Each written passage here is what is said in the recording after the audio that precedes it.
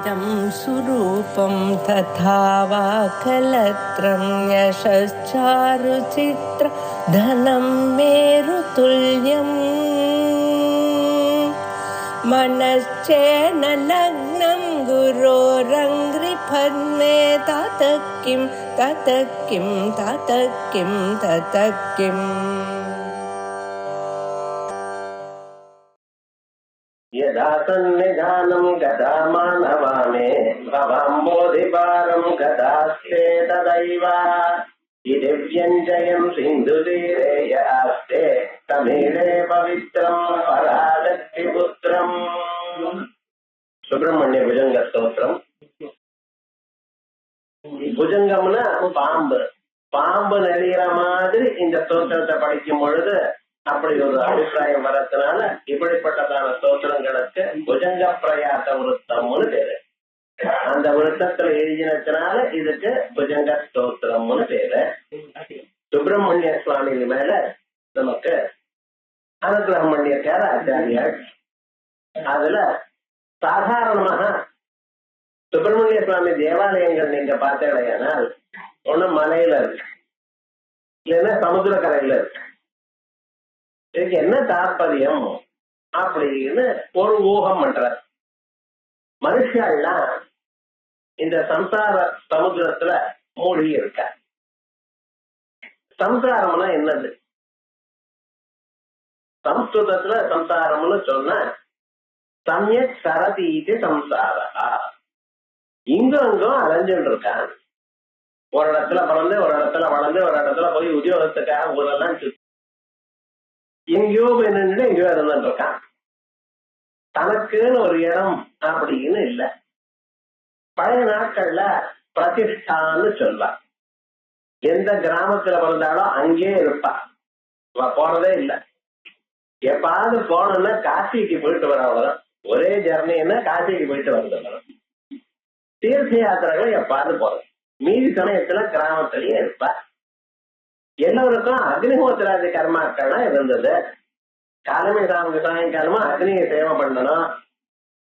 ஏதோ வயலாவைகள்லாம் இருந்துட்டு இருக்கோம், அதை பார்த்து அப்படியே இருந்துட்டு இருக்கேன். இப்ப அப்படி இல்லையே, எங்கெங்கயோ அலையணும் இல்லையா? இந்த அலையறதுக்கு தான் சம்சாரம் முழுது. இது இங்க மட்டும் இல்லாமல் ஒரு இடத்துல பிறந்து இன்னொரு இடத்துல போய் இப்படி எத்தனையோ கஷ்டங்கள். அவன் வாழ்க்கையில அவன் எதை அனுபவிக்கலாம் எதை அனுபவிக்கப்படாதுன்னு தெரியாம கஷ்டங்களை அனுபவிச்சுட்டு இருக்கான். இந்த கஷ்டங்களுக்கெல்லாம் எப்படி ஒரு உபமானம் அப்படின்னு சொன்னமையானால் அதுக்கு ஒரு எக்ஸாம்பிள் கொடுக்கணும் அல்லவா?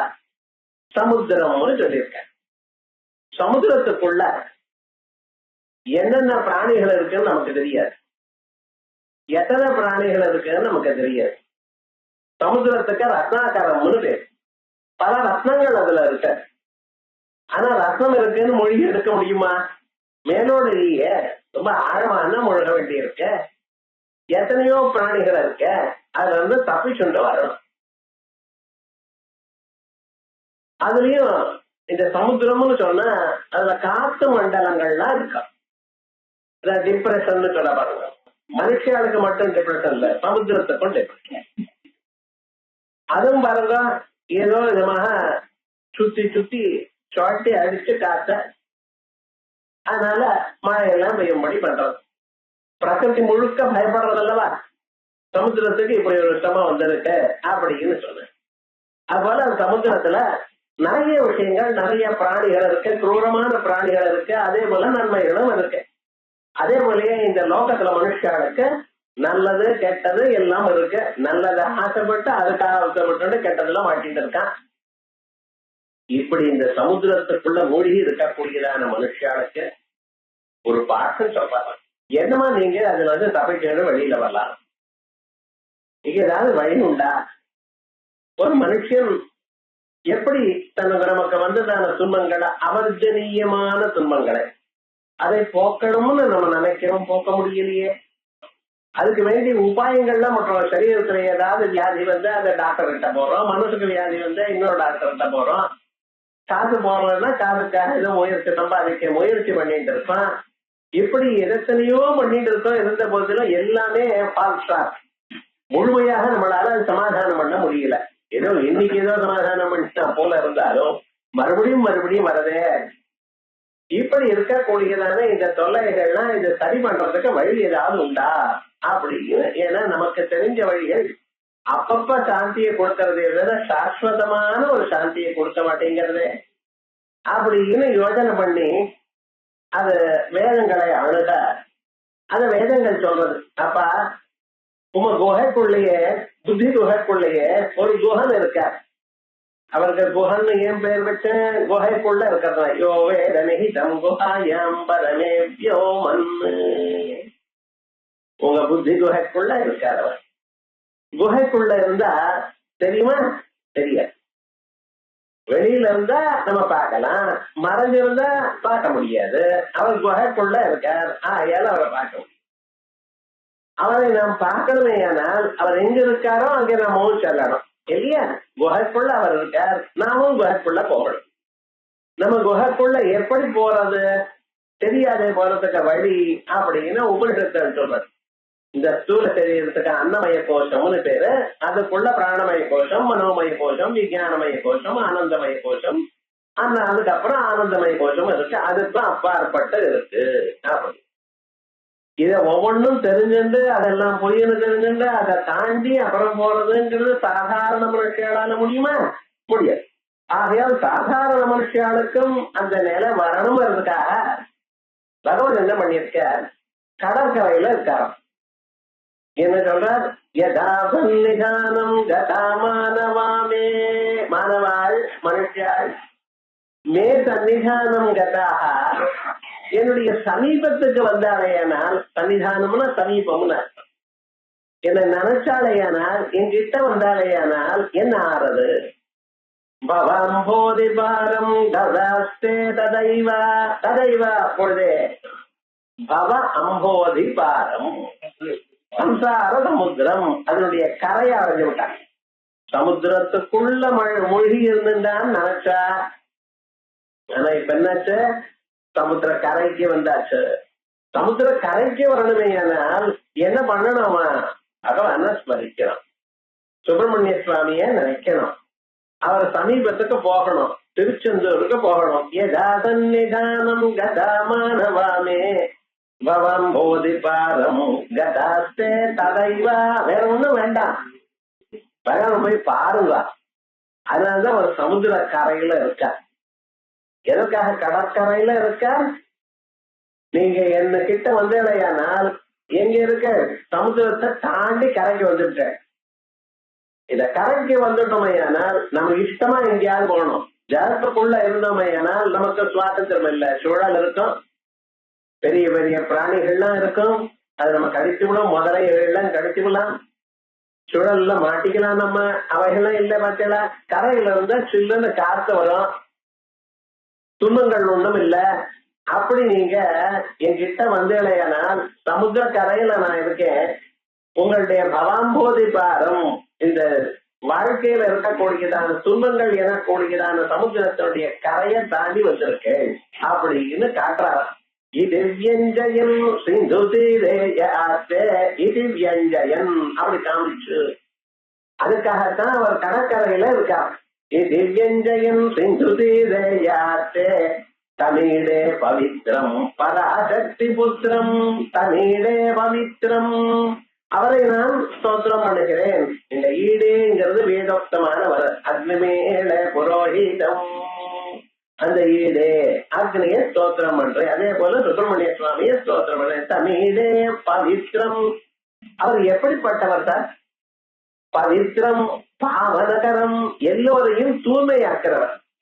நமக்குள்ள மனுஷர் எல்லோருக்கும் ஆணவ மலம், காய்க மலம், கார்மிக மலம்னு 3 விதமான மலங்கள் இருக்கு. ஒரு மலம் என்ன? எல்லோருக்கும் ஆணவம், அகங்காரம். நான் தான் வசதி, நான் தான் என்ன பண்றேன், வீட்டுல எல்லா காரியமும் என்னாலதான் நடக்கிறதுன்னு ஒவ்வொருத்தரும் நினைச்சிட்டு இருக்கேன். அம்மா அப்படிதான் நினைக்கிறாரு, அப்பா அப்படிதான் நினைக்கிறாரு, குழந்தைகளும் அப்படிதான், குழந்தைன்னு சொல்றோம் இப்ப. அவரும் அப்படிதான் நினைக்க, நான் இல்லைன்னு அம்மா அப்பாவுக்கு சந்தோஷம் ஏது அப்படிங்கிறா. அப்பா இருந்தீங்க நான் காசு கொண்டு வரலன்னா இவெல்லாம் எப்படின்னு, அம்மா இவர் காசு கொண்டா காசு கொண்டு போய் குப்பையில போடுறதுங்க எப்படி முடியும்? வீட்டுல சமைச்சு வேலை வேலைக்கு போட்டாதானே இவளால முடியுமா நினைக்கிறான். இப்ப என்ன ஆச்சுன்னு, ஒவ்வொருத்தருக்கும் ஒரு காரியம் இருக்கு, ஒரு பகுதி இருக்குங்கிறது மறந்தாச்சு. நான் தான் எல்லாத்துக்கும் வசத்தின்னு ஒவ்வொருவரும் நினைக்கிறான். அதே போல எனக்கு தான் மற்றவர்கள் சகாயம் பண்ணணும்னு ஒவ்வொருத்தரும் நினைக்கிறேன். இதனால வந்த வம்பு. இதுக்கிற பேரு ஆணவமனம்னு பேரு, அகங்காரம். இவனை கர்வம் வராத இவனை அணுவாக்கி விடுறது. மனுஷனுக்கு கர்வம் வந்தா மனுஷன் தன்னை வசத்தின்னு கருதுகிறான். இல்ல, அவன் என்ன பண்றது, அவனை அணுவாக்கி குறுகின மனப்பான்மை உள்ளவனா பண்ணிட்டு, எப்ப நான் பகவானுக்கு தாசன்னு நினைக்கிறதோ அப்ப நீங்க வளர்றேன். அதனாலதான் குலசேகரர் சொல்லுவோம், ஸ்வர்தாசதாச சரமாவதி தாசதாச தாசஸ்தாச இதுமே மரமே முகுந்தா. உன்னுடைய தாசனுக்கு தாசனா, தாசனுக்கு தாசனா என்ன நினைப்பா அப்படிங்கிற. அப்படி இல்லாமல் நான் அப்படிங்கிற ஒரு அகங்காரம் வந்ததே, அந்த அகங்காரம் மனுஷனை குறுக்கினவனா ஆக்கி. இது ஒரு ப்ராப்ளம். ரெண்டாவது என்ன, காய் கமலம், இந்த சரீரம் ஜன்மாந்தரம் பண்ணின பாபங்கள்னாலதான், புண்ணிய பாபங்கள்னால இந்த சரீரம் வந்த பிறகு இதை ஒண்ணும் நீங்க மாத்திக்க முடியல. நான் கருப்பாகணும், நான் வெளுப்பாகணும், நான் நீளமாகணும், நான் கொட்டையாகணும், இது ஏதாவது உங்களால மாத்திக்க முடியுமா? முடியாது. அது எப்படி அமைஞ்சிருக்கோ அப்படித்தான் அது. இதுல என்னென்ன சுகதுக்கங்கள் தாங்கள் அனுபவிக்கணும்னு இருக்கோ அதை நான் அனுபவிச்சாகணும். அதை நீங்க நோன்னு சொல்ல முடியாது. அது அப்படித்தான். அப்படி காய் கமலம். அதோட இல்லாமல் கார்மி கமலம். என்னென்ன பாபம் பண்ணினமோ, எந்த விவகாரமோ, இந்த பிராரப்த கர்மா என்னதுன்னு தெரியல. எந்த ஜென்மால பண்ணின கர்மாக்களை நீங்க அனுபவிச்சுத்தான் ஆகணும், இன்னொன்னு சொல்ல முடியாது. இப்படி 3 மலங்கள் மனுஷனோட ஒட்டிண்டு வந்திருக்க. அத போகணும் போகாது. இதுலயே இந்த பிராரப்த கர்மாவிலேயே ஸ்வேச்சா பிராரப்தம், பரேட்சா பிராரப்தம், அநியேச்சா பிராரப்தம் இப்படின்னு இருக்கு. வாசிஷ்டத்துல பார்த்தீங்கன்னா எத்தனையோ விவகாரங்கள் சொல்லிட்டு இருக்கா. இப்படிப்பட்டதான் இந்த 3 மனங்களையும் நீக்கி உங்களை தூய்மையாக்கி பரமாத்மாவாக பண்ணக்கூடியதான ஸ்வரூபம் உள்ளவர் ஆகிய பவித்திரம். நம்ம சாதாரணமா பவித்திரம்னா தர்மத்தை முடி போட்டு போட்டா இந்த பவித்திரம்ங்கிறோம். சாத்த தப்பனாதைகள்ல இந்த பவித்திரம் பாவனகரம்னு அர்த்தம், தூய்மையாக்க கூடியதுன்னு அர்த்தம். அதே போல சில பேர் ஒரு மோதிரத்தை தங்கத்துல முடிச்சு போட்டு அப்படி போட்டிருக்க, இதெல்லாம் பவித்திரம்னு வச்சிருக்கு. பவித்திர மோதிரம் அது இல்லைன்னா இதாவது போட்டுப்போம் அப்படிங்கிறார். இங்க பவித்திரம்ங்கிற ஒரு பதத்துக்கு என்ன அர்த்தம்? தூய்மையாக்கிறது.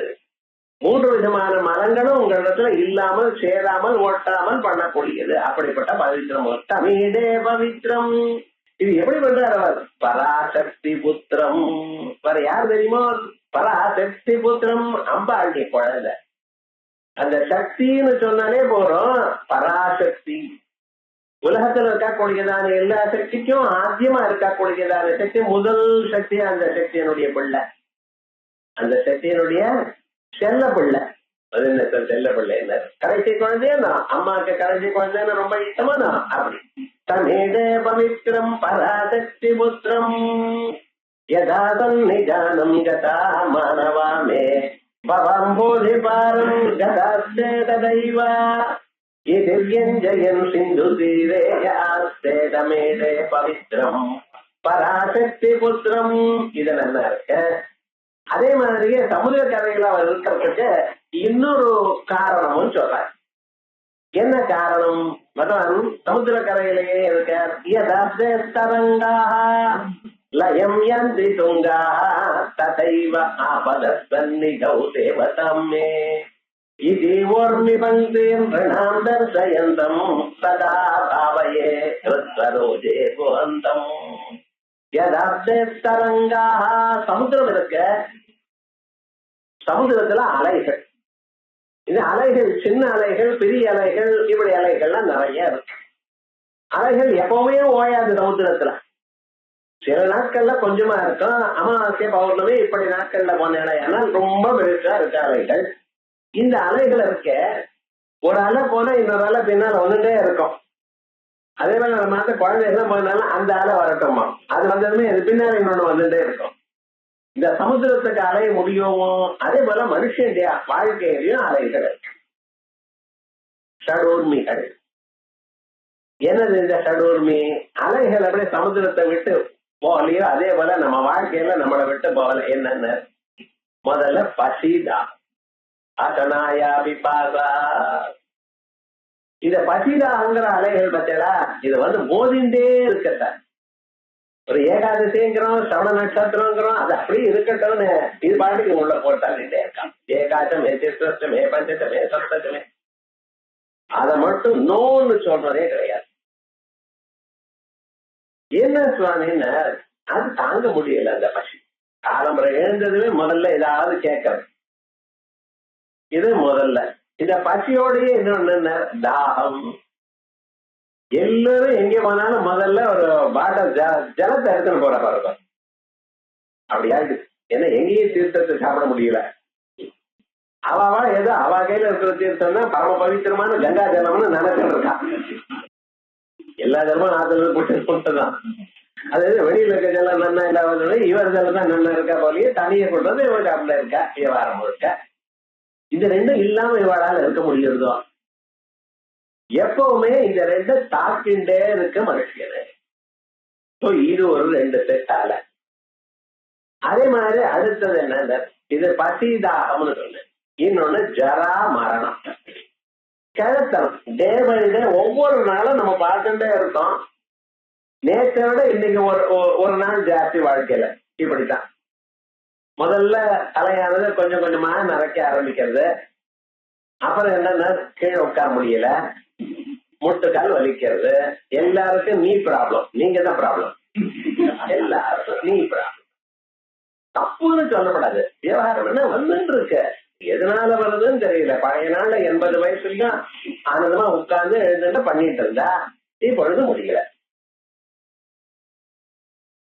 அதுக்கு மேல என்ன, வியாதிக்கு என்னதுன்னு தெரியாதுங்கிறான் டாக்டர். எப்ப போனாலும் அது வேற இது வேற, இது ஒண்ணு இது புதுசா வந்ததான வைரஸ் ஃபீவர் அப்படிங்கிறோம், இடுங்கி ஃபீவர், அது இதுன்னு சொல்லிட்டே இருக்கான். விவகாரம் முழுக்க வியாதி பாருங்க வந்துட்டே இருக்கா. இந்த வியாதியினால எனக்கு சரீரமான சரீரே ஜர்ஜரி பூதே வியாதி கிரஸ்த கலேபரே. சரீரமானது தோண்டு போறது. காலம்பரையில ஒரு சுறுசுறுப்பா இருக்க வேண்டாமா? ஒரு 10-11 மணி ஆகுதுன்னா அவ்வளவுதான் படுத்துக்கணும். வேற ஒரு காரியமும் பண்ண முடியல. என்னன்னா ஆகாரம் சரியா இல்லை, அது சரியா இல்லை, ஏதோ ஒண்ணு சொல்லிட்டு இருக்காங்க. விஷயம் என்ன, எல்லாருக்குமே ஒரு நாளளவுல கிழத்தனம் பயமா இருக்கிற விஷயம். நம்ம காரியத்தை நம்ம பண்ணி கொள்வோமா இல்ல இன்னொருத்தர் மேல நம்ம சப்போர்ட்டுக்காக நாட வேண்டி இருக்குமோன்னு ஒரு பயம் எல்லாருக்கும் இருக்கு.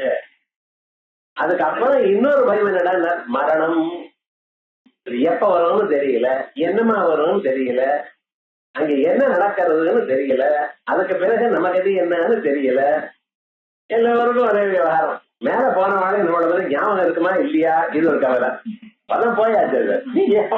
ஏதோ தர்ப்பணம் பண்ணி அனுப்பிச்சு விட்டுருங்களா, அவன் நம்மள நினைப்பாளா, இருக்க பண்ணதுக்காளோ, இப்படி எல்லாம் ஒரு கேள்வி என்னென்னமோ எனக்கு டெலிபோன் பண்ணி கேட்கிறா. இப்படி எல்லாம் என்னத்த பண்றது விவகாரம் முழுக்க. மகானுடைய அமாவாசை அன்னைக்கு வரதே பிரார்த்தம். இந்த தர்ப்பணம் பண்றதா, அந்த தர்ப்பணம் பண்றதா, சாதனம் பண்றதா, எதை பண்றது விவகாரம். மகாலய சிரார்த்தம் பண்ணணும்னா மகாலய அமாவாசைக்கே பார்க்க சிரார்த்தம் வருது. அந்த சிரார்த்தமா இந்த சிரார்த்தமா வர எந்த அன்னைக்கே பண்ணுமா இன்னைக்கு பண்ணுமா, இது பண்ணினா அவளுக்கு தெரியுமா, எங்க இருக்கு, எவ்வளவு கவலை பாருங்க. இந்த மரணத்தை பத்தி ஒரு மனுஷனுக்கு என்னென்ன டவுட்ஸ் வரும், இது ஒரு அலை. அதுக்கு பிறகு இந்த மனசுல கவலை இருக்கு பார்த்தா, ஏதோ முடிஞ்சுட்டே இருக்கு. யார பத்தின்னு தெரியல. பையன் மேல, பொண்ணு மேல, மாட்டு பொண்ணு மேல, பேரன் மேல, பேத்தி மேல, அவளுக்கு ஸ்கூல் அட்மிஷன் கிடைக்கணுமே, இன்னும் இப்பதான் இன்னும் பறக்கல. அதுக்குள்ள எந்த ஸ்கூல் அட்மிஷன் கிடைக்கும், எங்க ரிசர்வ் பண்ணுவோம், இப்படி குழந்தை பிறந்த பிறகு நல்லா இருக்கணுமே, அதுக்கு உடம்பெல்லாம் சௌக்கியமா இருக்கணுமே, அதுக்கு நல்லா படிக்கணுமே, நல்ல பேர் எடுக்கணுமே, ஐஐடில கிடைக்கணுமே சீட்டு. என்ன கவலையில் பார்க்கலாம். இது கவலைகளுக்கு ஒரு லிமிட்டே இல்லாம போயிட்டு. அப்படி ஆதி வியாதி, எப்படி சோகம் மோகம், மனசுல கவலை துன்பம் ஒரு செட்டு, பசிதாகம் ஒரு செட், கரத்தனம் மரணம் ஒரு செட். இந்த 6 அலைகள் இதுக்கு ஷடூர்மின்னு பேர். ஒவ்வொரு மனுஷனையும் ஏதோ ஒரு சமயத்துல தாக்கிக்கொண்டே இருக்க விடல. நம்ம நினைக்கிறோம் இதுதான் கொஞ்சம் இல்ல. அதோட மட்டும் இல்ல, எப்பொழுதுமே ஒரு கான்ஸ்டன்டா ஒரு இன்பேலன்ஸ் இருக்கு. இதே போலயே வாழ்க்கை போகுமா, உத்தியோகத்திலேயே இருப்போமா, இதே உத்தியோகத்திலேயே இருப்போமா, வாழ்க்கை மேல மேல படி ஏறிட்டே இருப்போமா, என்ன ஆகுமோ என்ன எது தெரியல அப்படின்னு இதெல்லாம் இருக்கப்படாது. அன்னவானன் நாதோ பவதி மகான் பவதி பிரஜயா பசு பிரம்மவத்யசேன மகான் கீர்த்தியா என்ன சொல்றது பார்த்தீங்களா? உங்களுக்கு கடைசி கணம் வரைக்கும் அன்னம் கிடைக்கணும். அன்னம் இல்லே பட்னியா இருக்கேன்னு நினைக்கப்படாதான். அதோட அன்னம் இருந்தா மட்டும் போறாத, அன்னத்தை நல்லா உட்கொள்ளணும். நீங்க டியூப் ஒடியே வைப்படாது, நல்லா சாப்பிடணும். நல்லா சாப்பிட்டு ஜீரணம் பண்ணிக்க. அன்னவானன் நாதோ பவதி மகான் பவதி எல்லோரோட ஒசக்தியா இருக்கணும். பிரஜயா உங்க குழந்தைகள் உங்க மேல அபிமானத்தோட இருக்கணும். எட்டி இருக்கணும் கிட்ட இருக்கணும்னு சொல்லல, அபிமானத்தோட தான் இருக்கணும்னு சொல்லல. பசுபி வீட்டுல நிறைய சம்பதம் இருக்கணும். பிரஜயா பசு பிரம்மவர்ச்சசேன மனசுக்கு நிம்மதி. எந்த காரியமும் நினைச்சா அது ஆகணும், அப்படி இருக்கணுமா? அப்படி வேதம் நம்மள ஆசீர்வாதம் பண்றோம். இப்படி இந்த அலைகள் மனுஷனை மோதல, இந்த மோதாம அவங்க நீங்க இருக்கணும், சாஸ்வதமா இருக்கணும். அப்படின்னு என்ன பண்ணணும்னா, அதுக்காகத்தான் சொல்றேன். பெரிய பெரிய அலையா வரும் உங்க வாழ்க்கையில, கவலைப்படாதீங்க. எவ்வளவு வந்தாலும் ஒண்ணு ஞாபகம் வச்சுங்க, நீங்க என்ன நினைச்சீங்கன்னா, என் பாதத்தை அணுகிறீங்கன்னா அலைகளை எட்டி பாக்குறதுக்கு ரொம்ப பெருசா இருக்கு. நம்ம கால் கிட்ட வர்றப்ப சில அலைகள் காலத்தோடு சில தொடவே தொடாது, ரொம்ப பெருசா இருக்கு, நம்மள அடிச்சுட்டு போயிடும் நினைப்பேன். ஒரு 10 அடிக்கு முன்னால அது மேல இருந்து கீழே விடும், அவ்வளவுதான், காலை தொடாமலேயே போயிடும். சில அலை சின்னதா இருக்கு, நம்மளை தட்டு பின்னால போயிட்டு வரும். அது மாதிரி பெரிய பெரிய அலைய வருமே, இந்த துன்பங்கள்லாம் நான் எப்படி தாண்டுவேன், எப்படி இதுக்கு முன்னுக்கு வருவேன் அப்படின்னு நீங்க பயப்படாதீங்க. என் பாதத்துக்கிட்ட வந்துட்டோ இல்லையோ பொறுமை தரங்கா லயம் யாந்தி துங்கா அபேஸ்தரங்கா. சமுத்திரத்தினுடைய பெரிய பெரிய அலைகள் துங்காக தரங்கா, பெரிய அலைகள்லாம் என்ன ஆச்சுன்னா லயம் யாந்தி, அது லயத்தை அடைஞ்சிருது. கிட்ட நம்ம கால் கிட்ட வரப்போ அது ஒண்ணுமே இல்லாம வெறும் ஜலமா போயிடுச்சு. கதைவ ஆபத சந்நிதம் சேவதாமே. அப்படித்தான் வாழ்க்கையில் நமக்கு இது நடக்குமான்னு நினைச்சோம், இப்படி எல்லாம் ஆகுமான்னு நினைச்சோம். வழியே தெரியாததான கவலைகள்லாம் எத்தனையோ இருந்தது மனுஷன். சின்ன சின்ன கவலை பெரிய, அது வரத்துக்கு வழியே இல்லாம போயிடுச்சு. சீதாதேவி லங்கையில இருக்கா, ராமன் வருவாரான்னு ஒரு சூச்சனை இருந்ததா தெரியல பாருங்க. 10 மாச காலம் வரைக்கும் ஒண்ணுமே தெரியலையே. 9 மாசம் பட்ட சமம் அவளுக்கு என்ன தெரியும்? எங்க பார்த்தாலும் அரக்கர்கள் அவ பார்த்தாலும் துன்புறுத்துட்டே இருக்கா. ஒரு நாள் அனுமார் வந்தார். அந்த தைரியம் என்னாச்சுன்னு அவளை 1 மாதம் உயிரோட இருக்கும்படி பண்ணி, அப்படி விசேஷமாக இருந்தது. அதுக்கு காரணம் என்ன? அந்த மனசுக்கு தைரியம். அதே மாதிரி வாழ்க்கையில இந்த ப்ராப்ளம் முடியுமா, நம்ம முன்னுக்கு வருவோமா, நம்ம அந்த நோக்கியமா இருப்போமாங்கிறதுக்கு வேண்டியதான கவலைகள் எத்தனையோ இருந்தது. அவைகள்லாம் என்ன ஆச்சுன்னா பெரிய அலை மாதிரி நம்மளை எடுத்துன்னு போயிடுவோம்னு வரக்கூடியதான அலைகள்லாம் எப்படி நம்ம கால் கிட்ட வரும் பொழுது ஒண்ணுமே இல்லாம சாதாரணமா போயிடுதோ, அதே மாதிரிதான் நீங்க என் பாதத்தை அடைஞ்சோன்னு வச்சுங்களேன், எத்தனை வாழ்க்கையில வரக்கூடியதான ஆபத்துகள்லாம் ஒண்ணும் இல்லாம போயிடும். யதா அபேஸ்தரங்கா லயம் யாந்தி துங்கா ததைவ ஆபதா சந்நிதம் சேவதாமே. என்னுடைய சந்நிதியில என்கிட்ட வந்து செவிக்கலையானால் போகும். இதீவ ஊர்மி பங்கு என்று நாம் தர்சயந்தி. அதனால்தான் ஊர்மி, இப்ப கடவுர்மின்னு சொன்னேன்ல, அதே போலயே இந்த அலைகளை எல்லாம் காமிக்கிறாராம்.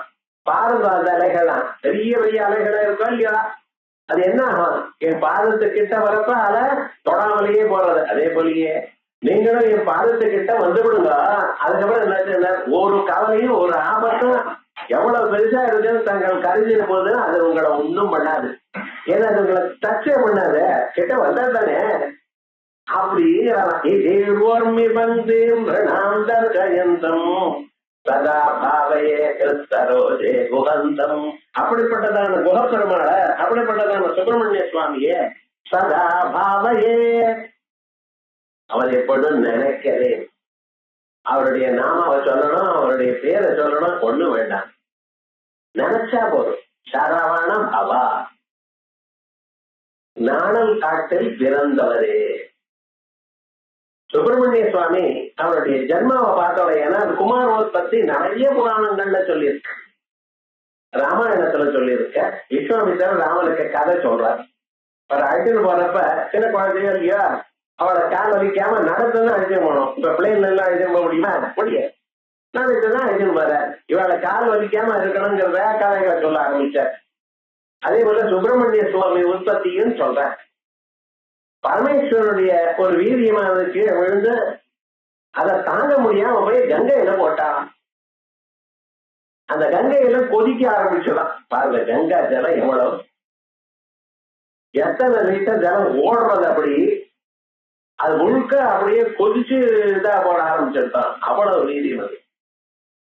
அதை கொண்டு போய் என்ன பண்ணினா, வேற வழியில யாராலையும் அக்னி பகவானே அதை தாங்க முடியலைங்கிற கடையில கொண்டு போய் நாணல் காட்டுல 6 பிரிச்சு போட்டுட்டாங்க. அந்த நாணல் காட்டுல தனித்தனியாக இருந்து அது பிறந்ததான். அப்படி 6 குழந்தைகள் பிறந்தாங்க. இப்படி 6 குழந்தைகளா இருக்கும் பொழுது விசாகா நட்சத்திரத்துக்கு சேர்ந்த அந்த நட்சத்திர தேவதைகள் வந்து அந்த 6ஐயும் ஒன்னா பிரிச்ச, ஒன்னா சேர்த்துட்டாங்க. இந்த ஒன்னா சேரும் பொழுது தலைகள் சேரல, உடம்பு மட்டும் சேர்த்து, உடம்பு கால்கள். அதாவது 6 புஜங்கள், 2 12 புஜங்கள், 12 கைகள், 6 தலைகள், ஒரே உடம்பு 2 கால் தான்.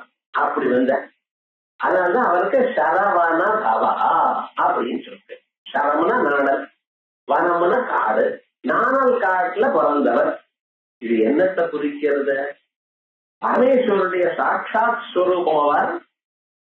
அந்த வீரியமானது ஜல தத்துவம், பிருத்திவி தத்துவம் இவையெல்லாம் தாண்டி இருக்கக்கூடியதான ஒரு தத்துவம் அது. அது காட்டுல பிறந்து இருக்கிறதுனால என்ன ஆகும், காட்டுல இருக்கக்கூடியதான துன்பங்களே நன்றா அறிபவர். உங்களுக்கு ஒரு துன்பமும் இல்லாம காப்பாற்றக்கூடியதான நிலை இருக்கிறவர். ஆகிய சரவண பவான் நினைச்சா போதும். அவருடைய நாம சொல்லணும், அட்டோத்தம் சொல்லணும், சாஸ்நாம சொல்லணும், சொன்னா ரைட்டு, வேண்டாம் இல்ல, நினைச்சா போதும். சதாபாவையே கிருத்சரோஜே குஹந்தம், கிருத்சரோஜே இதய தாமரையில அவரை பத்தி நினைங்க. எங்க நினைக்கிறது பரமாத்மாவை? நம்ம இதய தாமரை. எப்பொழுது நீங்க நினைக்க தொடங்கினா, நம்ம இதய தாமரை தாமரை மொட்டாட்டம் கீழே தொங்கிட்டு இருக்கு. அவரை நினைக்க ஆரம்பிச்சதுமே அந்த தாமரை மொட்டானது அப்படியே மேல் நோக்கி வந்துடும். அந்த தாமரையானது மலர தொடங்கும். அந்த தாமரைக்கு நடுவுல சுப்பிரமணிய சுவாமிய வழி தேவையானதையும் நீங்க பார்க்க முடியும். அந்த ஸ்வரூபத்தை மனசுல பாவனம் பண்ணணும். பவானி பாவனா கம்யா பவாரண்ய குட்டாரிகா. பாவனா கம்யா, மனசால நினைச்சா போதும். என்ன பண்றத? பவ அரண்ய குட்டாரிகா. இந்த சம்சாரத்துல வரக்கூடியதான துன்பம் எனக்கூடியதான காட்ட ஒவ்வொரு மரமா வெட்டி எடுத்து விடுவாளாம். மரங்கள்லாம் வெட்டி விட்டு அவரை காடு கேசர் இருக்கணும், ஒண்ணுமே கிடையாது. அப்ப காடு நம்ம எதை சொல்றோம்? மரங்கள் கூட்டமா இருக்கிறதுனா இந்த காடுன்னு சொன்னேன். உங்களை அறியாமலேயே நீங்க பாவனை பண்ண பண்ண வாழ்க்கையில இருக்கக்கூடியதான துன்பங்கள்லாம் நீக்கப்படும். அப்படி அந்த பாவனை. அதனால பாவனை சுப்பிரமணிய சுவாமியை பாவிச்சா போறோம், நினைச்சா போறோம். அவருடைய இதயத்துக்குள்ள நினைங்க. உங்க இதயத்துல இருக்கிற பாவ சதா பாவையே சரோஜே குஹந்தம். அவர் குஹம், குஹஸ்வரூபமா இருக்கார், இதய குகைக்குள்ள இருக்கார். ஆகையால் அவர் நீங்க தியானம் பண்ணுங்க. பரமே பதார்த்தே அப்படின்னு. ஆகையால் சமுத்திரக்கரையில பகவான் இருக்காருங்கிறதுக்கு என்ன லட்சணம் அப்படின்னா, நீங்க அவரை நினைச்ச மாத்திரத்தினால உங்க வாழ்க்கையில இருக்கக்கூடியதான வாழ்க்கை சமுத்திரத்துல இருக்கக்கூடியதான துன்பங்களை எல்லாம் விட்டு கரை ஏறியாச்சு. இந்த ஜன்மாவில யார் கரை ஏறுவாளோ அவளுக்குத்தான் சுப்பிரமணிய சுவாமி பக்தி வரும். அதோட எல்லா வாழ்க்கையில இருக்கக்கூடியதான துன்பங்கள்லாம் இருக்கு பார்த்தீங்களா, அந்த துன்பங்கள்லாம் அவருடைய பாதத்தை அடைஞ்ச மாத்திரத்தினால எவ்வளவு பெரிய துன்பமா இருந்தாலும் ஒண்ணும் இல்லாம போயிடும். ஆகையால் அவர் சமுத்திரம் இதை காண்பிக்கிறதுக்காக தான் விரலால சமுத்திரத்தினுடைய அலைகளை காண்பித்துக் கொண்டே இருக்கார் அப்படின்னு சொல்லித்தான் அவர் சமுத்திர கரையில இருக்கார் அப்படின்னு சொல்லியாச்சு.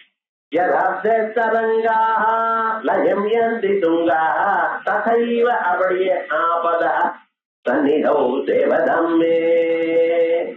அவரை சேவிச்சா வரும் பக்கத்துல இதே ஓர்மி பங்கி நாம் தர்சயந்தம் இப்படித்தான் ஊர்மி பங்கி அந்த அலைகளுடைய வரிசையை காமிச்சுட்டே இருக்காரு. என்ன அலை வரட்டுமே என்னாச்சு கிட்ட வரப்போ ஒண்ணும் இல்லாம போயிடும். உங்களை ஒண்ணும் தாக்காது. நீங்க தைரியமா ஆனந்தமா இருக்கலாம். என் பாரத்தை அணுகிட்டு ஆனந்தமா இருங்க அப்படின்னு சதாபாவையே கிருஷ்ணரோஜே குஹம்சம் அப்படிப்பட்டதான சுப்பிரமணிய சுவாமிய வள்ளி தேவசேனா சமீதம் இருக்கக்கூடியதான சுப்பிரமணிய சுவாமி எப்பொழுதும் என்னுடைய இதயத்துல தரித்திருக்கேன், பாவித்துக் கொண்டிருக்கேன். அதே போல கிரௌமன் நிவாசே நராயே திரூடா ததா பர்வதே ராஜதே தேதிரூடா இதீவ பிரவன் கந்த தைலாதிரூடா ததேவோ முதிர்மே ததா ஷண்முகோஸ்து. இது வரைக்கும் கடற்கரையில இருக்கிற சுப்பிரமணிய சுவாமியை பத்தி சொன்னோம். அவர் சாதாரணமாக பழனி, திருத்தணி இப்படி இடங்கள்லாம் மலைக்கு மேல இருக்க. இந்த மலைக்கு மேல இருக்கக்கூடியதா இருக்கு என்ன தாற்பயம்? ஏன் பூமியில் நிற்க மாட்டாரோ? ஏன் அங்க இருக்கார்? ஏன் ஆண்டி வேஷம் போட்டு இருக்கார்? இப்படி எல்லாம் சந்தேகம். ஒரே மாதிரி இருந்தா பரவாயில்ல சார். ஒவ்வொருத்தரும் ஒவ்வொரு மாதிரி வேஷம் பண்ணிருக்கார். ஒரு இடத்துல 2 கல்யாணம் பண்ணிருக்கார். ஒரு இடத்துல ஆண்டியே நிக்கிறார். ஒண்ணும் தெரியலையே என்ன ஸ்வரூபம். அப்புறம் முதல்ல சன்னியாசி வாங்கி அப்புறம் கல்யாணம் பண்ணிருக்காரா? ஒரே புரியலையே விவகாரம் முழுக்க. இப்படி எல்லாம் நீங்க நினைக்கிறேன். அதோட சுப்பிரமணிய சுவாமி இருக்காரு, அவருடைய வேல் அவர் தலைக்கு மேல இருக்கிறமா கீழே இருக்கிறமா? ஏதோ ஒரு போட்டோ ஒரு தியானம் பண்ணுங்க. இப்படி எல்லாம் சந்தேகம் கேட்கிறா. தெரியுமா விவகாரம் முழுக்க அந்த வேல் என்னது? சுப்பிரமணிய சுவாமி கையில வேலை வச்சுட்டு இருக்காரு. அந்த வேல் என்னது? அம்பாளுடைய சக்தி. அம்பாள் தன்னுடைய சக்தியை அப்படியே சுப்பிரமணிய சுவாமிக்கு கொடுத்தார். தாரகர வதம் பண்ணும் பொழுது, சூரபத்மன வதம் பண்ணும் பொழுது முடியல. மாயையால் அவன் எங்கெங்கயோ போயிட்டு இருக்கான். ஒரு இடத்துல அம்ப போட்டு ஒரு இடத்துல ஓடுறான். அந்த மாயையை ஜெயிக்கிறதுக்காக வேற வழி இல்லாம சுப்பிரமணிய சுவாமி அம்மா கிட்ட வர. அம்மா என்ன பண்ணினா தன்னுடைய சக்தி முழுக்க கொடுத்துட்டான். அதனாலதான் அந்த சக்திங்கிற ஒரு வேலாயுதம். அதுக்கு முன்னால வேல் கிடையாது, அம்பாள் தயார் பண்ணி கொடுத்தது. திரிசூலம் இருந்தது பரமேஸ்வருடைய கையில. மகாவிஷ்ணு கையில சுதர்சன சக்கரம் இருந்தது. அதை நினைச்சாலே எல்லா துன்பங்களும் போயிடும், எத்தனை பிரதிபதங்களும் போயிடும். சுதர்சன ஆழ்வார்னா அப்படி விசேஷமா. ஆனா அதுக்கு முன்னால வேல் கிடையாது. இந்த வேலானது அம்பாள் தயார் பண்ணி கொடுத்தாங்க. அப்பா இதை வச்சுக்கணே அப்படின்னு. இந்த வேலை என்ன பண்ணிட்ட அப்படின்னா அவளுடைய ஸ்வரூபத்தை எத்தனை மாயை இருந்தாலும் அந்த மாயெல்லாம் அடியோட ஹிம்சை பண்ணி அப்படிப்பட்டதான ஒரு ஸ்வரூபம். அந்த சக்தியை தான் வைத்துக் கொண்டிருக்கிறதுனால் அவருக்கு சக்தி தரன் அப்படின்னு. ஆகையால் அந்த சக்தியை தான் கையில வச்சுண்டு அவர் மலை மேல இருந்துருக்க. அவருடைய வேலானது ரொம்ப விசேஷம். அந்த வேல் அவர் தலைக்கு மேல இருக்கணும் அப்படின்னு சொல்றாங்க. அப்படி இந்த சுப்பிரமணிய சுவாமியுடைய இந்த வேல் இருக்க, அது வேலை தனியாகவே பூஜை பண்ணலாம். ஏன் தெரியுமா? சக்தி ஸ்வரூபம், அம்பாளுடைய ஸ்வரூபம், அம்பாள் கொடுத்ததான ஒரு வரம், அப்படிப்பட்டதான ஒரு ஸ்வரூபம். அதை வச்சுட்டு அவர் மலையில இருக்கார். மலையில இருக்கிறதுக்கு என்ன தாற்பயம்? கிரௌமன் நிவாசே நராயே திரூடா. என்னுடைய நிவாசம், நான் இருக்கும் இடம் மலைக்கு மேல. ஏன் மலைக்கு மேல ஏன் இருக்கேன் அப்படின்னா, நாமும் வாழ்க்கையில கொஞ்சம் கொஞ்சமா மேல ஏறணும். இருக்கிற இடத்துல இருந்து இல்ல, வாழ்க்கையில முன்னேறணும். வாழ்க்கையில முன்னேறதுன்னு என்ன அர்த்தம்? நிறைய காசு சம்பாதிக்கிறது நம்ம நினைச்சிருக்கோம். மனுஷாளுக்கு என்னென்ன இந்த ஏற்பட்டது, இந்த மனசுல கோணம் இருக்கு பார்த்தீங்களா, இதுதான் இப்ப வந்தது. எல்லாருமே இன்னைக்கே நம்ம பெரிய பணக்காரனா ஆயிடணும், கோட்டீஸ்வரன் ஆயிடணும்னு நினைக்கிறா எல்லாரும். பழைய நாள்ல வம்சமா அப்படியே பரம்பரையா காசு இருந்திருக்கும். இந்த காசை காப்பாத்துறதுங்கிறது அவ இருப்ப எவ்வளவு காசா இருந்தாலும் சரி, அவ வாழ்க்கை எளிமையான வாழ்க்கையாத்தான் இருக்கும். இப்ப அதெல்லாம் கிடையாது. கொஞ்சம் காசு வந்து எவ்வளவு வருதோ அதை விட அதிகமா செலவு பண்ணி பாக்குறான். அதிகமா செலவு பண்றது ஒரு பிளாஸ்டிக் கார்டு வேற கொடுத்துருக்கா. கொஞ்சம் கொஞ்சமா கடனாளி ஆயிட்டான்.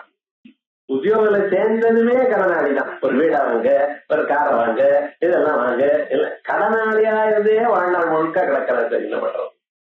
இப்படி நம்ம கொடுத்துட்டோம். பழைய நாள்ல கடன் வாங்குறதுன்னு ரொம்ப கஷ்டம். ருணசேஷம் கடன் இருக்கவே கூடாது. என்ன இருக்குமோ அதோட தரணும். விரலுக்கு தக்க வீக்கம்னு சொல்லுவான் சில சமயம். இப்படியே இந்த பழமொழியில இப்ப போயிடுது. விரலுக்கு தக்க வீக்கம் அவ்வளவுதான் இருக்கணும், ஜாஸ்தி சாப்பிடப்படாதுன்னு.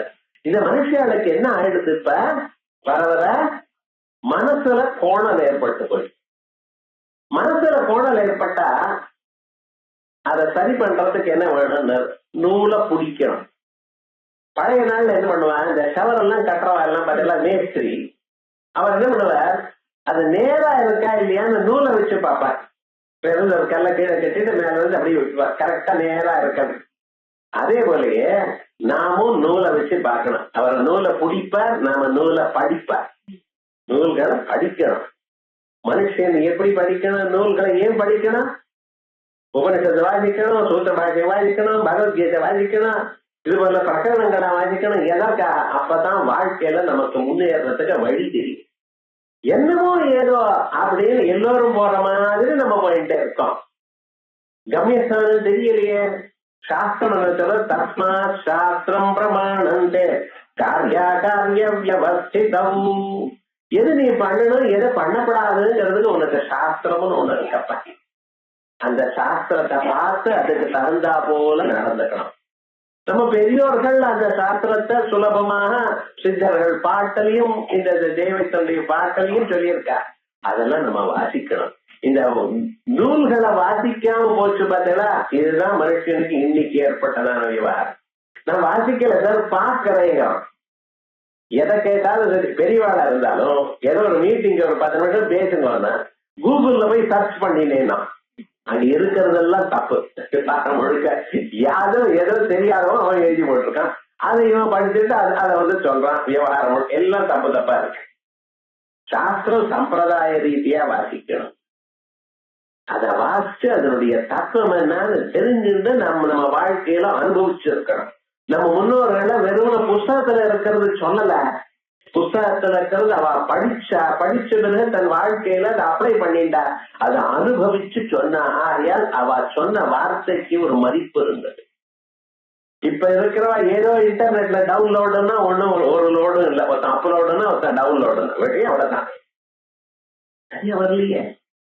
ஆகையால் விவகாரம் என்ன வேணும், வாழ்க்கையில முன்னேறணுமே. ஆனால் மகான்களை அணுகணும்.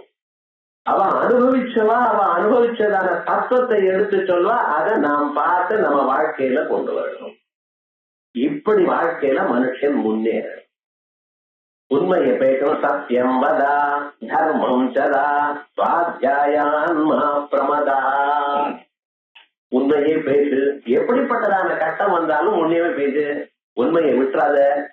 உங்களை உண்மைதான் காப்பாற்றணும். அந்த ஒரு தைரியம் ஒரு மனுஷனுக்கு இருக்கணும். நல்ல வழியிலேயே இருப்பேன், கட்டம் வந்தா தப்பிச்சு ஒரு வழிக்கு போறது இல்ல. முன்னோர்கள் எந்த வழியில போனாலும் அந்த வழியிலேயே தர்ம பாதையிலேயே நான் இருப்பேன் அப்படின்னு நம்ம அனுஷ்டானம் பண்ணிட்டே இருந்தோமே, ஆனால் அப்ப வாழ்க்கையில முன்னேறுவோம். படிக்கிட்டா முன்னேறுவோம். இதை காமிக்கிறதுக்காக கிரமன்னிவாசே மலைக்கு மேல இருக்காராம் அவர். இந்த மலையை நீங்க அடையணுமே, ஆனால் என்ன பண்ணணும், கஷ்டம் சுவாமி. மலை ஏறுறது அவ்வளவு சுலபம் இல்லை. இன்னைக்கு நம்ம மலையில என்ன பண்ணிட்டு இருக்கோம், அதுக்கு காருக்கே ஒரு ரோடு போட்டிருக்கோம், அப்படியே மேல போயிட்டோம். இன்னும் சில கிளையில மேல ரோப் வேன்னா அங்க அப்படி போறோம். ஆனா பழைய நாள்ல மலை ஏறிதான் போகும். இன்னைக்கும் திருத்தணிக்கு போனவங்க ஜனவரி 1ஆம் தேதி வந்தா திருப்பழ பாடிண்டே ஒருத்தரா ஒரு படிக்கட்டா போவா. உங்க ஆத்துல இருந்து நடந்து போவா. அந்த ஒரு டிசிப்ளின் இருக்கணும். ஏன், பகவான நான் அடையிறேன், பகவானுக்கு நான் போறேன். அதுக்காக நம்ம அகங்காரத்தெல்லாம் விட்டு போறோம். இரவுமன்னிவாசே நராயே திருடா. மனுஷால் யார் மலைக்கு ஏறி வராரோ அவ என்ன கதா பர்வத்தே ராஜதே திருடா. ஏதோ ஒரு மலையில என்னுடைய மலைக்கு வந்து சேர்ந்தான் இல்ல, அவ கைலாச மலைய வந்து சேர்ந்திருக்கா. அந்த வெள்ளி மலைய வந்திருக்கா. என் மலைய ஏறினா அவளுக்கு அடுத்ததாக வேற எங்கேயும் இல்ல, வெள்ளிமலை தான். மரணானந்தரம் வேற இங்கே போய் அங்கே போய் மறந்து அங்கே பிறந்து இங்கே பிறந்து இல்ல. பர்வத்தே திருடா ராஜதே பர்வத்தே. வெள்ளிமலைக்கு மேல இருக்கா, கைலாச மலைக்கு வந்து இருக்கா. அவெல்லாம் அங்கே போனா மறுபிறவி இல்லை. அப்படின்னு வாழ்க்கையில நமக்கு மறுபிறவி இல்லாமல் மறுபடியும் இந்த சம்சாரத்துல இந்த துன்பத்துல மாட்டிந்து கவலைப்படாம இருக்கணுமே. ஏன்னா என்ன பண்ணணும்? பகவான் போய் அடையுங்க, பகவான் போய் சரணாகதி அடையுங்க. அதுக்குதான் நான் என்ன பண்ணிருக்கேன், நீங்க வரணுங்கிறதுக்காகத்தான் மலையை மேல ஏறி உட்கார்ந்துட்டு இருக்கேன். மலையில ஏறும்பொழுது கீழே சறுக்கி விழுவோமோ, அவரை பார்க்க முடியுமோ, இவ்வளவு தூரம் நம்ம போறோமே அவருடைய தரிசனம் நமக்கு கிடைக்குமா அப்படிங்கிற ஒரு எண்ணம் அல்லவா.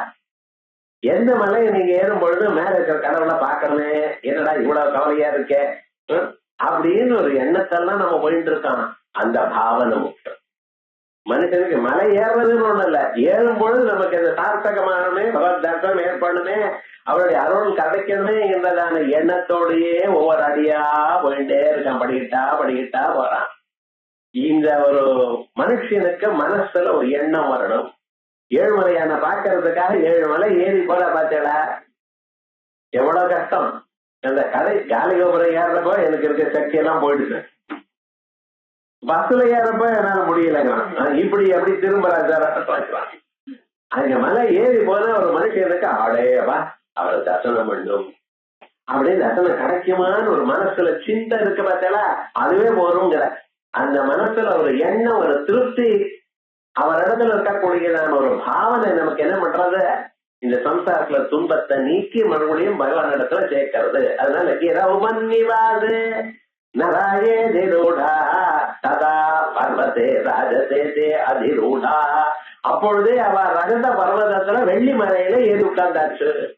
இதீவப்ருவன் கந்தகைலாதிரூடா இப்படி சொல்லிக் கொண்டுதான் அவர் அந்த கந்த தைலத்துக்கு மேல உட்கார்ந்துட்டு இருக்காராம். எதற்காக காமிக்கிறது, சதேவோ முதேமே சதா ஷண்முகோஸ்து சதேவா. அப்படிப்பட்டதான ஸ்வப்பிரகாசமான சைத்தன்யம் சுப்பிரமணிய சுவாமின்னு யாரு, உமக்குள்ள ஒவ்வொரு கணவும் நான் பிரகாசித்து கொண்டிருக்கக்கூடியதான எந்த ஒரு சைத்தன்யம் இருக்கா, பகலாகட்டும் ராத்திரி ஆகட்டும் எப்ப ஆகட்டும் கண்ண முடியினா நான் ஒண்ணு தோன்றதோ இல்லையா, நான் தோணாத கணம் உங்களுக்கு இருக்கா?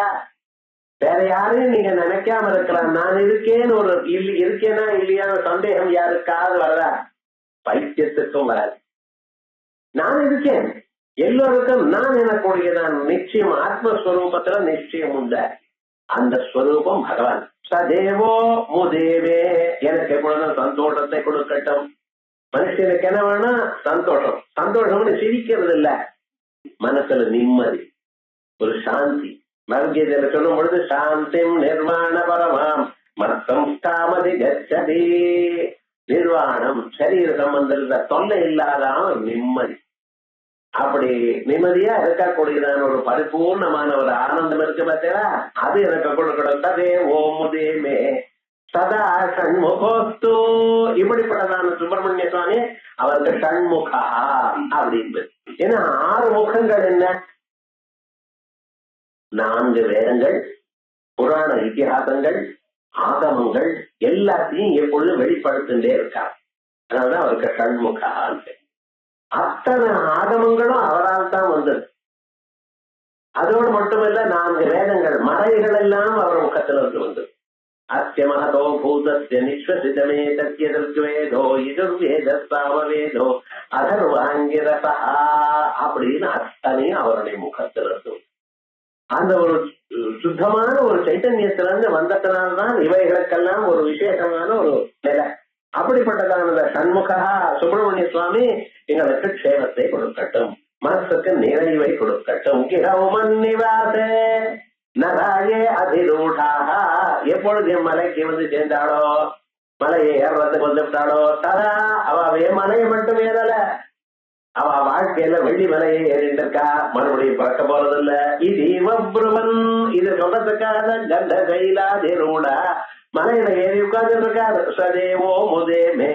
அப்படிப்பட்டதான ஸ்வப்பிரகாசமான சைத்தன்யம் எனக்கு ஆனந்தத்தை கொடுக்கட்டும், மன நிறைவை கொடுக்கட்டும், மனசுல சந்தோஷத்தை உண்டாக்கட்டும்.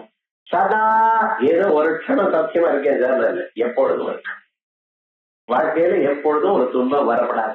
அப்படி எப்பொழுதும் நிம்மதியாகவே நான் இருக்கணும், இந்த வாழ்நாள் முழுக்க இருக்கணும், கடைசியில வராருடைய திருவடியை அடையணும் அப்படின்னு சொல்றதுக்கு சதா ஷண்முகோஸ்து. சாரி மகாம்போதி தீரே மகாபாபஜோரே முனீந்திராதகூலே சுகந்தே குஹாயம் வசந்தம் ஸ்வபாசாலதந்தம் ஜனாப்திம் ஹதந்தம் ஸ்ரயாமோ குஹந்தம். அந்த குஹனை நாங்க ஆசிரியிக்கிறோம், ஸ்ரயாமஹா ஆசிரியிக்கிறோம், அணுகிறோம். அந்த சுப்பிரமணிய சுவாமியை நாங்க அணுகிறோம். சுப்பிரமணிய சுவாமி வெளியில இருந்தா அவருக்கு போய் நமஸ்காரம் பண்ணலாம். அவர் எங்க இருக்காரு? இதயத்தெல்லாம் இருக்கார். இதயத்தில் இருக்கக்கூடியதான அவரை நாம் அணுகணும்னு அவரை நினைக்கிறது தான். அவர் எப்படி இருக்கார்? மகம்போதி தீரே, சமுத்திர கரையில இருக்கார். பெரிய ஒரு சமுத்திரம். அந்த சமுத்திரத்தை கரையில பார்த்துட்டே இருக்கார் சமுத்திரத்தை. எதற்காக? இவ்வளவு ஆழமா இருந்த போதிலும் நம்ம கிட்ட வரப்போ ஒண்ணும் இல்லாம போயிடுச்சு. அதே போல நம்ம சமுத்திரத்துல நம்ம வாழ்க்கையில கட்டங்கள் எவ்வளவு பெருசா இருந்தாலும் பகவான் நினைச்ச மாத்திரத்தாலும் ஒண்ணும் இல்லை அப்படின்னு தெரிவிக்கிறதுக்காக. அதோட இல்ல மகாபாபச்சோரே, நமக்கு வாழ்க்கையில வரக்கூடியதான துன்பங்கள்லாம் எதனால சார் வந்திருக்க? பாபத்தினால தெரியாம பண்ணிவிட்டோம். ஏதோ பண்ற காலத்துல இந்த ரைட்டு தப்புன்னு தெரியல, அப்பொழுது சந்தோஷம் வேணும், அதுக்காக பாபத்தை பண்ணிவிட்டோம். அது வந்த இன்னைக்கு பார்த்துப்போம் சார். நான் வந்த இன்னைக்கு நம்ம எந்த பாபம் பண்ணினோம்னு தெரியல, எவ்வளவு பண்ணினோம்னு தெரியல. இவ்வளவுதான் துன்பம் போயிடுதா, இன்னும் இருக்கா தெரியாம இருக்க, அப்படி இருக்குன்னு. ஆனா பகவான் என்ன பண்றார்? கவலைப்படாதீங்க, என்கிட்ட வந்துட்டேடா இல்லையா, உங்க இதயத்துக்குள்ள நான் இருக்கேன் என்று நினைத்தேடா இல்லையா, பாவனை பண்ணினேடா இல்லையா, உங்க பாபத்தை எல்லாம் திருடி விட்டேன். மகா பாப சோரே. அது என்ன சோரை திருடிட்டேன், எடுத்துட்டேன் பொசிக்கிட்டேன்னு சொல்லலாமா? நான் திருடி விட்டேன்னு என்ன அர்த்தம்னா, உங்களுக்கு தெரியாம எடுத்துட்டேன். உங்களுக்கு தெரிஞ்சதுன்னு வச்சுக்கலாம், ஓஹோ இவர் எடுத்துருக்கா, அது என்ன அதை வியாபாரம் பண்றாளோ வேற எங்கேயாவது பண்றாளோ, மனுஷாளுக்கு எல்லா சந்தேகம் எல்லா டவுட்டும் வரும். உங்களுக்கே தெரியாம உங்கள்கிட்ட இருக்கிற பாபத்தை எல்லாம் திருடி விட்டேன். மகா பாப சோரே. பாபங்கள் பலவிதம். சில பாவங்களுக்கெல்லாம் பிராயச்சித்தம் கிடையாது. ஸ்வர்ணத்தேயம், சுராபானம், இப்படிப்பட்டதான பாபங்கள். அது பாபம் செஞ்சவனோட சேர்ந்தா இவனுக்கும் அந்த பாபமா இப்பதான். ஆனா விவகாரம் என்ன சொல்றது? ஒன்னும் கவலையே படாதீங்களா, என்ன நினைச்சதோ இல்லையா, எவ்வளவு பாபம் இருந்தாலும் உங்க இதயத்துக்குள்ள உங்களுக்கே தெரியாம எடுத்துக்கிட்டேன். மகா பாப சோரே. மகத்தான பாபங்கள், அதிபாதகங்கள், மகாபாதகங்கள், இப்படி எல்லாம் இந்த ஆவணி அவட்டன்னைக்கு இப்ப சங்கல்பத்துல சொல்றேன் பாருங்க, அத்தனை பாவங்களும் என்கிட்ட நினைச்ச மாத்திரம் நீங்க நினைச்சேன்னா உங்க இதயத்துல நான் இருக்கேன். இதயத்துலதான் மனசு இருக்கு, அந்த மனசுல மகா பாபம் இருக்கு. அத்தனை பாபங்களும் திருடிவிட்டேன், உங்கள்கிட்ட ஒண்ணும் இல்ல அப்படின்னு. மகாம்போதி தேவே மகா பாப சோரே முனீந்திர அனுகூலே. யார் மௌனமா இருக்காளோ அவளுக்கு அனுகூலமா இருக்கு. மகர்ஷிகள்லாம் மௌனமா இருக்காங்க, அனாவசியமா பேசுறது. இப்ப இந்த பேச்சு தான் ரொம்ப ஜாஸ்தியா போயிடுச்சு. என்ன பண்றது? கம்யூனிகேஷன் எக்ஸ்ப்ளோஷன் வெடிச்சுட்டான். ஒவ்வொரு நாளும் பாருங்க, புது போன் தயார் பண்ணிருக்கேன், ஸ்மார்ட் 5 வந்திருக்கு, ஐபேட் 5 வந்திருக்கு. என்ன சரியவா, எவ்வளவுதான் பேசலாம்னு பேச்சுக்கு அளவே இல்லையே. சாஸ்திரம் சொல்றது அந்யாவாச்சோ விமுஞ்சதா அமிர்தஸ்யேதசேது. அவசியமா இருந்தா பேசப்பா. பேசினா பகவானை பத்தி பேச, பேசினா சாஸ்திரத்தை பத்தி பேச. முதல்லாம் அனாவசியமான வார்த்தையை பேசாதீங்களா அப்படின்னு சொல்றது. நாம என்ன பேசிட்டு இருக்கோம்? ஒரே கார்ல ஆசிரியரை புருஷன் 2 பேரும் போயிட்டு இருக்கா, ஒரே சீட்ல தான், முன்னும் பின்னால இல்ல. ஒருத்தர் செல்போன்ல பேசுறது. என்ன பிரார்த்தம்? அது என்ன தாம்பத்தியம்னு புரியலையே. நேர பேசுறதுக்கு என்ன விவகாரம் என்னமோ தெரிகிறது. எப்ப பாரு அதை நோண்டிட்டே இருக்கு, அதோட டச் போனுங்க. கொஞ்சம் நம்ம யோஜனை பண்ண வேண்டாமா? நமக்கே என்ன இருக்கா, எடுத்து சொல்ல வேண்டாம், நாம இது பண்ணலாமா? யோஜனை பண்ணி பாருங்க. இப்படி வேண்டாம், அனாவசியமா பேச வேண்டாம். முனீந்திரான்னு போல பேசுறத நிறுத்தினீரையானால் அந்த மனுஷனுடைய மனசு சாந்தியா அதை நினைக்க தோணும். நீங்க பேச பேச பேசும் பொழுது நீங்க என்ன நினைக்கிறேன்? நான் பேசுறது இன்னொருத்தனுக்கு புரியணும் எனக்கூடியதான எண்ணத்துல தானே பேசுறேன். உங்க மனசு என்ன நினைக்கிறது? நான் பேசுறது இன்னொன்னுக்கு புரியணும், அவன் புரிஞ்சுக்கணும், அவன் திருப்பி எனக்கு பதில் சொல்லணும் அப்படிங்கிற ஒரு எண்ணத்தில் தான் உங்க மனசு செயல்படுத்துறது. எப்பொழுது நீங்க பேசுறதை நிறுத்திட்டீங்களோ அப்ப என்ன ஆகும்? மனசுக்கு அந்த வேலை இல்லை. அப்பொழுது மனசு ஏதோ ஒரு வேலை செய்யணும். யாரா நினைக்கிறது? பகவானை தானா நினைக்கிறேன். ஆகையால் தான் மௌனமா இருங்கோன்னு சொன்னார். பழைய நாள்ல என்ன பண்ணுவா, மௌனமா இருப்பார். ஒரு வாரத்துக்கு ஒரு நாள் 1 மணி நேரம் மௌனம், வியாழக்கிழமைக்கு மௌனம் அப்படின்னு வச்சுட்டு இருந்தா சில பேர். ஞாயிற்றுக்கிழமைக்கு மௌனம் அப்படின்ட்டு இது விவகாரம் பண்ண இப்ப எல்லாம் போயிடுது. 1 மணி நேரம் மௌனம் எல்லாம் போயிடுது. 1 மணி நேரம் ஜபம் பண்ணணும், காயத்ரி ஜபம் 1 மணி நேரம் பண்ணணும் அப்படின்னு வச்சுட்டு இருந்தா அதெல்லாம் போயிடுது விவகாரம் முழுக்க. ஏன்னா சம்பிரதாயத்திலேயே பெரியவா அனுஷ்டானம் பண்ணினாலே சின்ன வாழ்க்கை தெரியும், பாடம் பண்றவங்களே வாழ்க்கை தெரியல. இந்த மௌனம்ங்கிறது ரொம்ப பலம். முனி நாமப்பியம் வியாசா பகவான் சொல்ற பாருங்க. முனிகளுக்குள்ள நான் வியாசாச்சாரியரா இருந்தேன், கேட்கவே மாட்டான். எப்பொழுதும் பகவான் பத்தி நினைக்கின்ற 18 மகாபுராணங்கள், 18 உபபுராணங்கள், மகாபாரதம், ஸ்காந்தம் இவைகள்லாம் எழுதினாக்க எவ்வளவு ஒரு மௌனமா எவ்வளவு டீப் திங்கிங் இருக்கணும் கொஞ்சம் யோசனை பண்ணி பாருங்க. முனீந்திர அனுகூலே அவளுக்கு வேண்டியதான அத்தனையும் அனுகூலமா பண்ணிட்டு இருப்பார். ஆகையால் நாமும் பேசுறதை நிறுத்தி பகவானை தியானம் பண்ணினால் உங்களுக்கு என்னென்ன வேணுமோ எல்லாத்தையும் பண்ணி கொடுப்பாரு. முனீந்திர அனுகூலே சுகந்தாட்சையிலே அவருக்கு ஒரு மலை இருக்கு, கிரௌஞ்ச மலை. அந்த சுகந்தாட்சையிலே குஹாயம் வசந்தம், ஏதோ மலையில குகையில இருக்கல்ல, நம்ம இதய குகையிலே இருக்கார். குஹாயம் வசந்தம் ஸ்வபாசாலசந்தம், தன்னுடைய ஒளியினாலேயே பிரகாசிச்சு இருக்கார். அவரை ஒழிக்க மற்றொரு ஒளி தேவையில்லை. தீபத்தை ஒழிக்கிறதுக்காக இன்னொரு தீபம் வேணுமா? வேண்டாம். தீபம் மற்ற எல்லா பதார்த்தையும் ஒழிக்கிறது, அதே போல தான் இருக்கிறதையும் காட்டி கொடுக்கிறது. அதே போலயே பகவான் என்ன பண்ணிருக்கார், ஸ்வபாசாலசந்தம். சாந்தோக்கியோபனிஷத் சொல்லும் பொழுது அவர் எங்கே சார் இருக்கார்? ஸ்வே மகிம்னி அதவா ந மகிம்னீதி, அவர் தன் மகிமிலேயே தான் இருக்கார். அது எப்படி முடியும்? அவருக்கு இன்னொரு சப்போர்ட் இல்ல, அவர் தான் எல்லாத்துக்கும் சப்போர்ட், எல்லாரையும் காப்பாற்ற அவர் தான் இருக்கார் அப்படின்னு சொல்றது பத்தில. அதே போல ஸ்வபாசாலசந்தம், அவர் என்ன பண்றார்? ஜனார்த்திம் ஹரந்தம், மனுஷியாருடைய ஆர்த்தி கவலை இத போக்குறது தான் அவருக்கு முக்கியமான காரியம். எப்பொழுதும் அவர் எதுல ஈடுபட்டு இருக்கார்? ஜனங்கள் இருக்காளே அவளுடைய கவலை போகணும், அவ சௌக்கியமா இருக்கார். மனுஷனுக்கு கவலையான அவனையே சாப்பிடுறது சார். மனுஷனுடைய மனசுல கவலை வந்தா அந்த மனசுக்கு அந்த கவலை என்ன பண்றது? மனுஷனுடைய மனசை கொஞ்சம் கொஞ்சமா சாப்பிட ஆரம்பிக்கிறது. அதனால இடிஞ்சு விழுந்துடலாம். வயசான பிறகு மனுஷனுக்கு கவலை ஜாஸ்தியா இருக்கு பார்த்தீங்களா, நியாயமா குறையணும். ஏன்டா எல்லாத்தையும் விட்டுருக்கா, பகவான் இருக்காரு காப்பாத்துறதுக்கு. குழந்தைகளோ அவ சொன்ன பேச்சு கேட்கல, இவ சொன்ன பேச்சு, நீ இஷ்டமா நடந்துக்கல, யார் இஷ்டமா நடந்துக்கணும். நீங்க பகவான தியானம் பண்ண ஆரம்பிச்சோம்னா எல்லாரும் ஆட்டோமேட்டிக்கா உங்க வாழ்க்கை ஓடி வருவார். ஆகையால் நம்ம என்ன பண்ணணும்? இன்னொருத்தர் மேல தப்பு சொல்ல வேண்டாம், நம்ம பகவான் ஆசிரியர் சுவாமாஸ்தாம் பிரயாந்தி. நீங்க அம்பாளுக்கு நமஸ்காரம் பண்ணீங்கன்னா, சுப்பிரமணிய சுவாமிக்கு நமஸ்காரம் பண்ண உங்களுக்கு நமஸ்காரம் பண்றதுக்கு 1000 பேர் வருவா. நாம அங்கே பண்றது இல்லையே, எங்கேயும் ஏதோ போயிட்டு ஏதோ வேடிக்கைன்னா பார்த்துட்டு இருக்கோம். அப்படி இருக்க வேண்டாம். அதனால ஸ்வபாசாலசந்தம் ஜனார்த்திம் ஹரந்தம், மனுஷியாளுடைய கவலையை போக்கி கொண்டே இருக்க. ஹரந்தம் பிரசன்ட் கண்டினியூஸ். நினைக்க மனசுல இருக்கக்கூடியதான பாப்பத்தினால எந்த துன்பம் வந்தாலும் அத்தனை ஆர்த்தியும் அத்தனை துன்பத்தையும் போக்கின்றே இருக்கார். ஸ்ரயாமோ குஹந்தம், அப்படிப்பட்டதான சுப்பிரமணிய சுவாமியை நாங்க ஆசிரிப்போம். அப்படி மகாம்போதிதேனே மகாபாபடோரே முனீந்திரானுகூலே சுகந்தக்ஷைலே குஹாயம் வசந்தம் ஸ்வபாசாலசந்தம் ஜனார்த்திம் ஹரந்தம் ஸ்ரயாமோ குஹந்தம் அப்படின்னு இன்னைக்கு நாம ஸ்லோகமாச்சு. மேல் பாகம்